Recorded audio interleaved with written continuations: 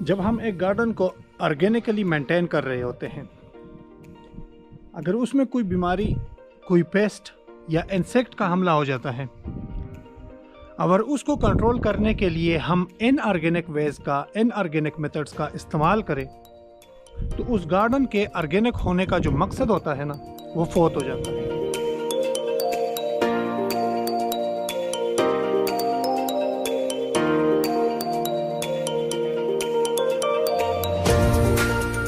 अस्सलाम वालेकुम, मैं हूं असदुल्ला और हफ्ते के दिन एज़ यूजुअल मौजूद हूं अपने ऑर्गेनिक गार्डन पे। और आज आप लोगों के साथ शेयर करेंगे 6 टिप्स, 6 ऐसे तरीके, ऑर्गेनिक वेज, जिसके ज़रिए आप एक ऑर्गेनिक गार्डन में जो भी बीमारी आती है, इंसेक्ट, कीड़े मकोड़े आते हैं या कोई भी और फंगस वगैरह का अटैक होता है, तो उसको किस तरह हम कंट्रोल कर सकते हैं। अगर आप ऑर्गेनिक गार्डनिंग में आपका इंटरेस्ट नहीं है तो आप इस वीडियो को उस टाइम भी स्किप कर सकते हैं। लेकिन अगर आप ऑर्गेनिक गार्डनिंग में इन्वॉल्व है या आपका कोई दोस्त इन्वॉल्व है, तो स्पेशली 5वां और 6ठा नंबर जो पॉइंट है, उसको स्किप मत करना, उसको ज़रूर देखना, वो बहुत ही ज़रूरी है। तो चलिए स्टार्ट करते हैं। पेस्ट और डिजीज़ को कंट्रोल करने का जो सबसे पहला तरीका है वो है कंपेनियन प्लांट्स। कंपेनियन प्लांट्स का मतलब ये है कि ये जिस तरह के खाली जगह हैं, ये बनने लगे हुए हैं ना, तो इस बनों पे सबसे पहले हम यहाँ पे हर्ब्स या दूसरी जड़ी बूटियाँ लगाए। अब ये जिस तरह हमने लगाए हुए हैं बंद गोभी, और ये बनना है, इस पे भी लगाए हुए हैं। सबसे बेहतर जो हर्ब है ना, वो है पुदीना। पुदीना लगाने से ये होता है ना कि आपके जो इंसेक्ट आते हैं, तो वो आपके मेन फसल को टारगेट करने से पहले ये जो आपके बनने पे लगे होते हैं पौधे, उस पे उसका अटैक होता है, जिसकी वजह से आपकी मेन फसल बच जाती है। तो ये पहला तरीका है कि आप कंपेनियन प्लांट आपके बनने पे साइड बाय साइड लगाए। नंबर 2 पे है फिजिकल बैरियर। फिजिकल बैरियर में हम अपने जो ऑर्गेनिक गार्डन है उसको कवर कर लेते हैं एक नेट के ज़रिए, ताकि जो भी आउटसाइड एनवायरनमेंट में आपका इंसेक्ट होता है ना, वो यहाँ पे एंटर ना हो सके। अल्हम्दुलिल्लाह हम किसी भी नेट का इस्तेमाल नहीं करते, आज तक हमें नेटिंग की ज़रूरत नहीं पड़ी है। लेकिन जहाँ पे इंसेक्ट बहुत ज़्यादा हो, कीड़े मकोड़े बहुत ज़्यादा हो और वो कंट्रोल ही नहीं हो रहे, तो हम क्या करते हैं कि ये सबसे बेस्ट तरीका होता है फिर उसके लिए कि हम नेटिंग कर लेते हैं। नेटिंग के ज़रिए उसको कंट्रोल करते हैं कि बाहर एनवायरनमेंट से हमारे गार्डन के अंदर कोई भी ऐसे हार्मफुल इंसेक्ट अंदर ना आ जाए, जिसकी वजह से हमारी फसल ज़ाया हो सके। तो ये दूसरा तरीका होता है। नंबर 3 है बेनिफिशियल इंसेक्ट। बेनिफिशियल इंसेक्ट का मतलब ये है कि ये देखे जिस तरह के ये लेडी बग है, यहाँ पे अभी मैं दिखा देता हूँ, किधर गई बाहर।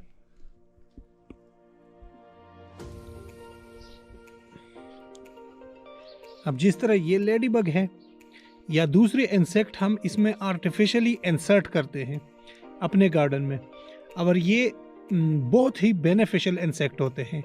जो भी हार्मफुल इंसेक्ट होते हैं ये उसको खा जाते हैं, और इसकी वजह से हमारे गार्डन पे अटैक जो होता है पेस्ट का, ये इधर भी देखे लेडी बग घूम रही है, इस पे भी, तो इसी की वजह से हमारे दूसरे जो हार्मफुल इंसेक्ट होते हैं वो कंट्रोल में रहते हैं, ये उसको खा जाते हैं, ओवरकम कर लेते हैं, ख़त्म कर लेते हैं।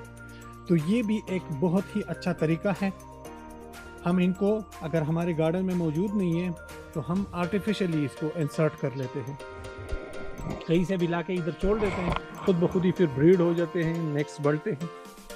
4 नंबर तरीका है, 4th नंबर, वो है ऑर्गेनिक पेस्टिसाइड का। अब कुछ लोग होते हैं ना, वो कहते हैं कि जो मर्जी हो जाए, लेकिन हमने स्प्रे करना ही करना है, ठीक है।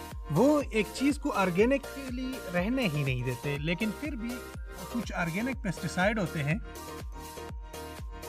तो हमने अगर एक चीज़ को स्प्रे भी करना है, तो जो नॉन टॉक्सिक पेस्टिसाइड होते हैं उसको हम अपने गार्डन पे स्प्रे कर सकते हैं।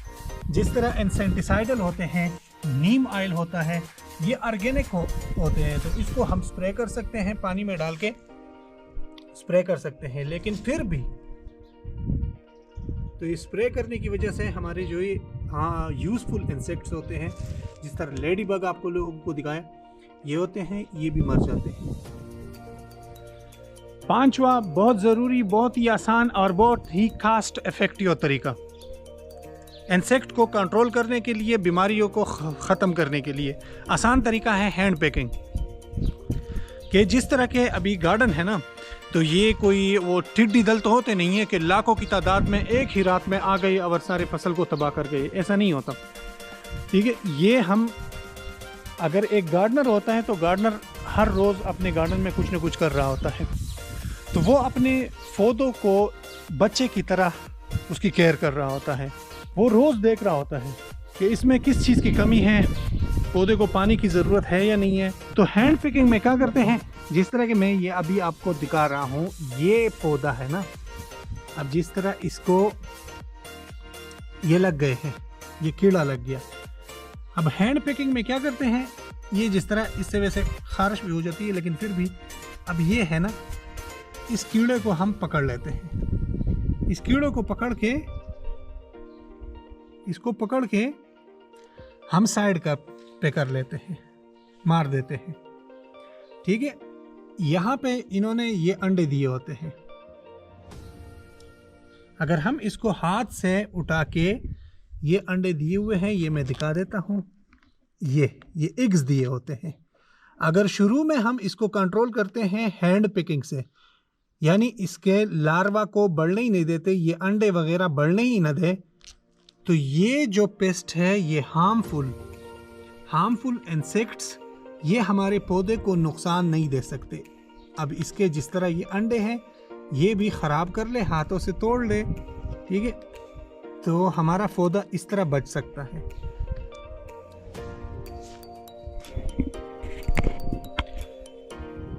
ये जो हैंड पिकिंग वाला तरीका आपको बताया ना, ये सबसे मौसर, सबसे फ़ायदेमंद, सबसे आसान, सबसे कारामद तरीका है। जो छठा और लास्ट तरीका है ना, वो सॉइल हेल्थ का है, आपकी मिट्टी की ताकत का होता है। जिस तरह के ये उस तरीके पे अलहदा एक सेपरेट वीडियो मुकम्मल आपको बनाएंगे। जब इंशाल्लाह ये हार्वेस्ट करेंगे, नए सीज़न की नई सब्ज़ी लगाएंगे ना, तो उसमें आपको बताएंगे कि मिट्टी को तैयार कैसे करना है। अब ये देख ले, माशाल्लाह आप लोगों को इसकी अपडेट वैसे साथ साथ तो देते रहते हैं, लेकिन ये देखे पिछले वीक आप लोगों को अपडेट शेयर नहीं की थी क्योंकि बारिशें ज़्यादा हुई थी, इधर पानी खड़ा था। ठीक है, तो अभी ये देख ले माशाल्लाह से इसका तन्ना। और आप लोगों को ये भी साथ बताया था कि इसको हमने लगाया है एक नए फार्मूले के तहत। देखो इसमें स्पेस बहुत ही कम है, लेकिन जब हार्वेस्ट करेंगे ना, तो इसका आउटपुट आप देख के हैरान रह जाएंगे माशाल्लाह। ठीक है, तो ये देखिए माशाल्लाह से बहुत ही अच्छा हुआ है ये प्याज। ये एक नए तरीके से है, आप लोग भी इसको लगा सकते हैं बहुत कम स्पेस पे। लेकिन ये इस तरह बनाया कैसे है, ये सारी वीडियो आपके साथ शेयर करेंगे, हार्वेस्ट करने के बाद भी आपके साथ शेयर करेंगे, आउटपुट भी दिखाएंगे। जब आपकी मिट्टी पावरफुल होती है ना, तो आपका पौधा ताकतवर होता है। पौधा ताकतवर होने के साथ उसमें क़ुव्वत मुदाफ़िकत ज़्यादा होती है, बीमारियों के साथ लड़ने की हिम्मत ज़्यादा होती है।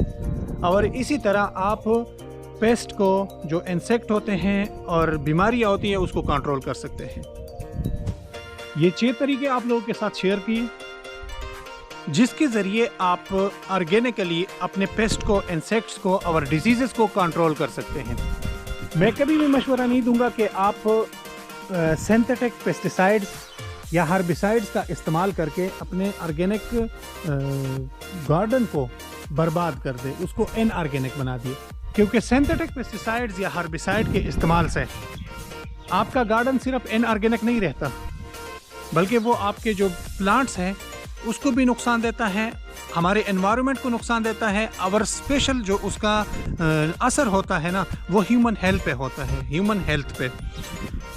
अगर हमने एक चीज़ को ऑर्गेनिकली, जब हम एक चीज़ को हम वेजिटेबल्स को ऑर्गेनिकली ग्रो करने की कोशिश करते हैं तो कभी भी ये न किया करें कि उस पर सिंथेटिक पेस्टिसाइड या हर्बिसाइड्स का स्प्रे किया करें।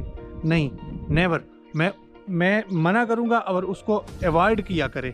आप हमेशा ही ऑर्गेनिकली जितने भी तरीके पॉसिबल है, जितना भी मुमकिन हो सकता है, अपने ऑर्गेनिक गार्डन को ऑर्गेनिकली मेंटेन करने की कोशिश किया करें। नेक्स्ट वीकेंड पे इंशाल्लाह आप लोगों के साथ शेयर करूंगा कि कौन सा selection of seeds, selection of plants, क्योंकि ये गार्डन होते हैं ना, इसमें सीजनल हम वेजिटेबल्स वगैरह लगा रहे होते हैं, तो कौन कौन से के सिलेक्शन हम करते हैं, सीड की सिलेक्शन हम कैसे करेंगे और किस सीज़न में कौन कौन सी चीज़ें हम लगा सकते हैं, इस चीज़ पे डिटेल से बहस होगी, डिटेल से। और ऑर्गेनिक सीड्स आपको कहाँ से मिलेंगे और यह ऑर्गेनिक सीड हम अपने घर पे खुद कैसे उगा सकते हैं, अगली वीडियो में शेयर करेंगे। तब तक आप अपना ख्याल रखिएगा।